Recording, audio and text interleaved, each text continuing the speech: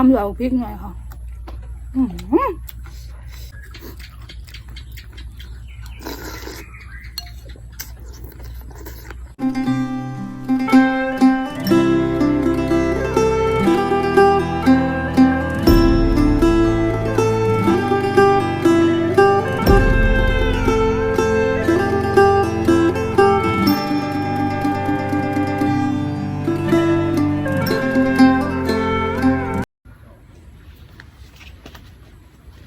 สวัสดีค่ะ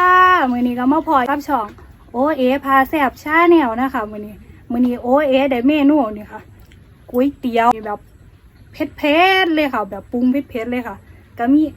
อันผักกับแกล้มนะคะก็มีมะระขีนกสลัดค่ะแล้วก็ถั่วขาดบ่ได้เลยค่ะพริกค่ะพริกแล้วก็มีแคบหมูนะคะวันนี้บรรยากาศก็กินอยู่ไฮอยู่หน้าเฮาคือเก่าเนี่ยแหละค่ะฝนตกเลี่ยนค่ะมื้อนี้ฝนตกเลี่ยนก็เลยคิดอยากกินก๋วยเตี๋ยวนี่ค่ะก๋วยเตี๋ยวแบบโอเอแบบปรุงแบบเผ็ดๆสวงๆเลยค่ะมาค่ะพี่น้องกินน้ำกันสดกันค่ะสดน้ำซุปกันแบบ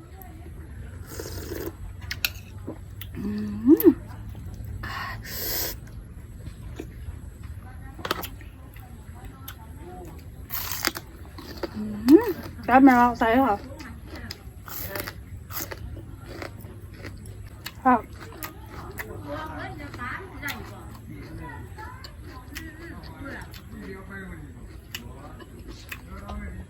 ก๋วยเตี๋ยวเนื้อเปื่อยค่ะ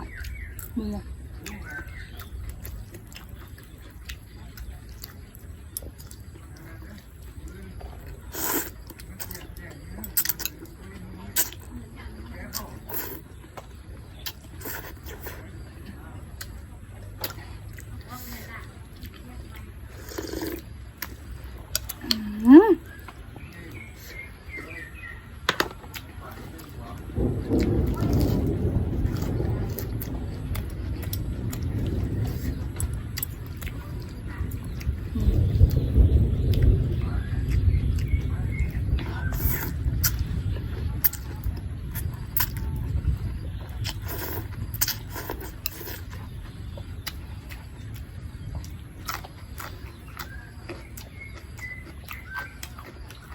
นี่ค่ะ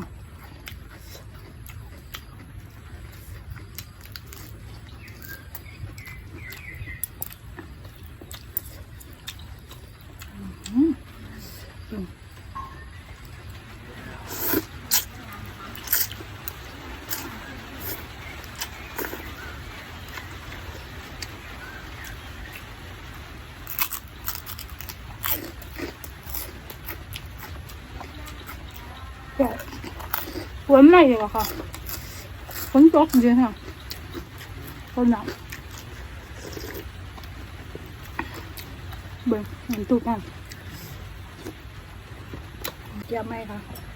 มันเป็นเหมือนยังไงหรอกบ้าถนัด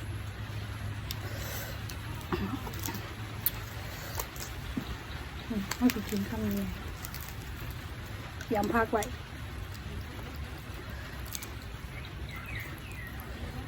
เส้นอุ้ยแบบเผ็ดๆสวงๆเลย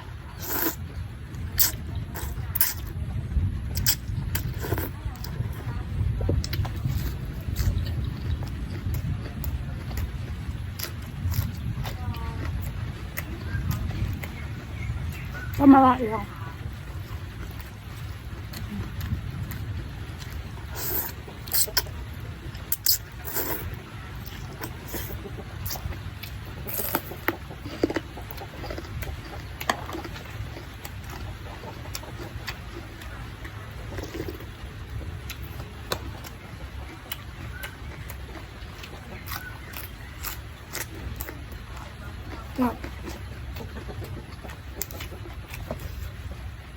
มูลค่า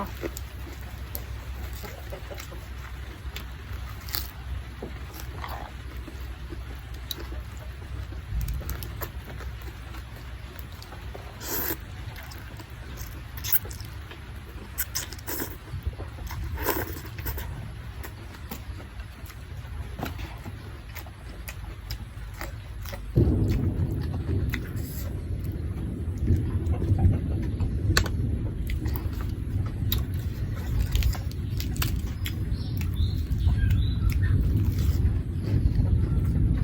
รยากาศก็ดีดีค่ะฝนตกดินก็คือบ้านแบบ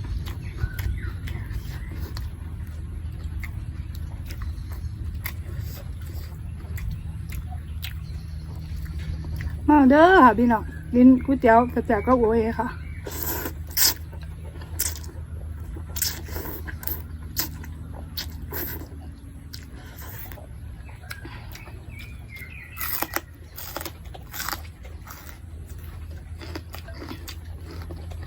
มีก๋วยเตี๋ยวก็มากินกระแจกไปค่ะ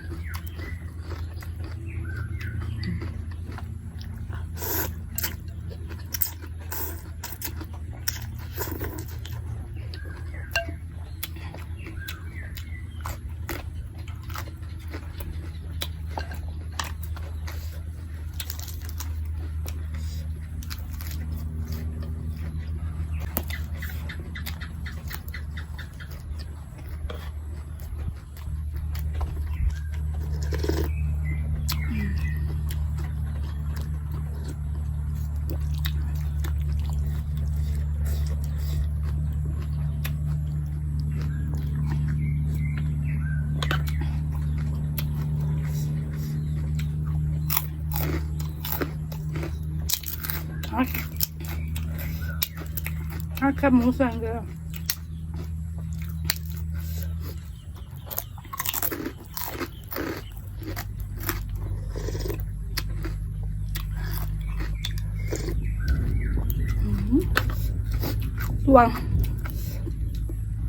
สวงดีขนาดครับพี่น้องเบิ่ง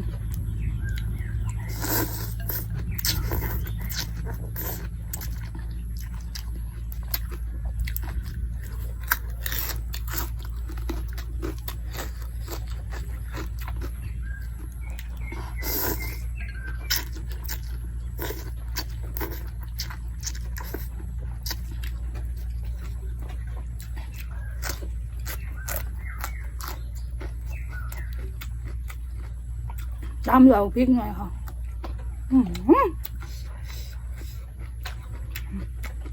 กินหน่อยไง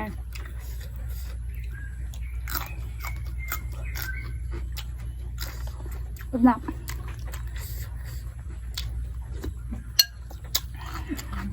ครับ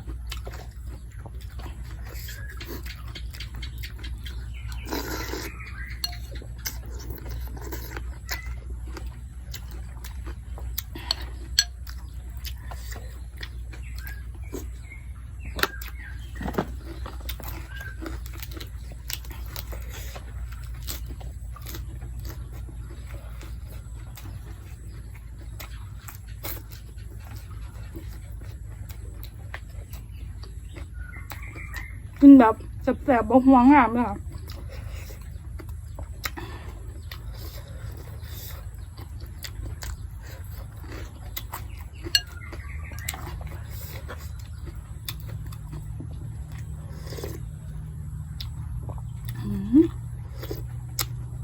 หวานแบบ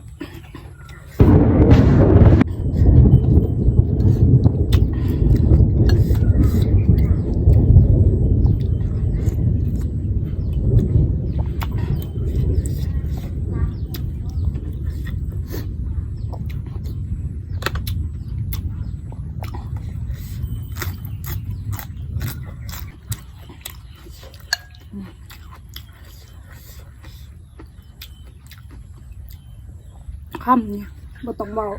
หลายค่ะยับ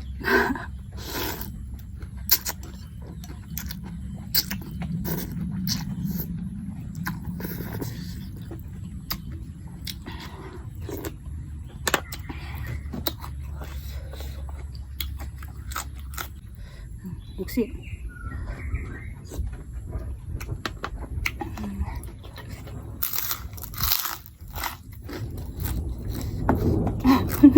ใครอยากนำ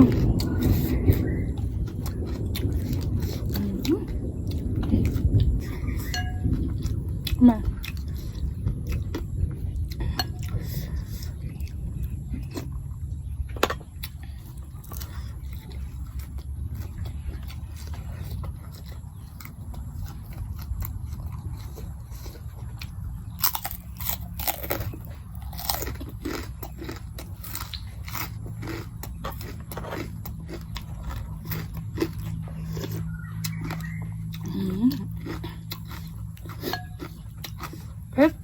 วง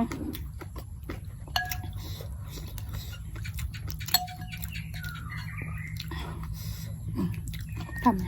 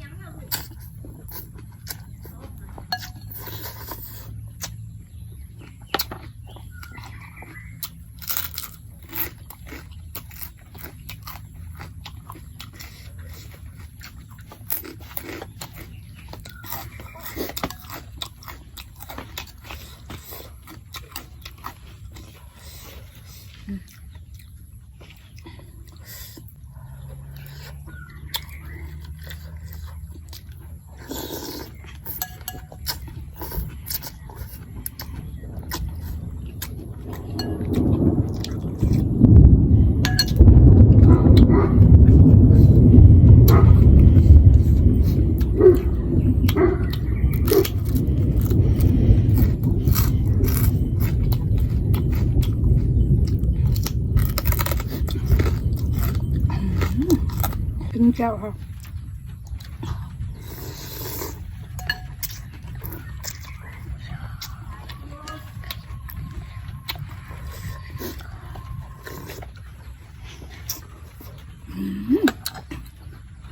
อิ่มเบิกวันนี้ว่าเอ็กกินเบิกค่ะสวงแซ่บขนาดถ้าผู้ใดมาคลิปนี้ก็อย่าลืมกดไลค์กดแชร์กดซับสไครต์นะคะเพื่อจะเป็นกำลังใจเพื่อให้โอเอเฮ็ดคลิปต่อไปนะคะวันนี้โอเอก็ขอกล่าวเข้ามาขอบคุณค่ะ